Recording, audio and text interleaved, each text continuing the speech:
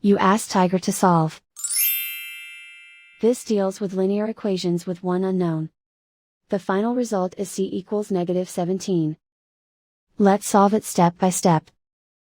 Group all constants on the right side of the equation. Subtract 3 from both sides. Group like terms. Simplify the arithmetic.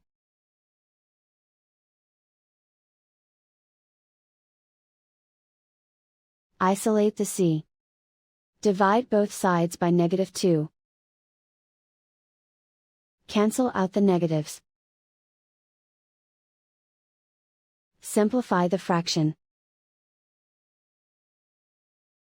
Move the negative sign from the denominator to the numerator. Find the greatest common factor of the numerator and denominator. Factor out and cancel the greatest common factor. And so the final result is c equals -17.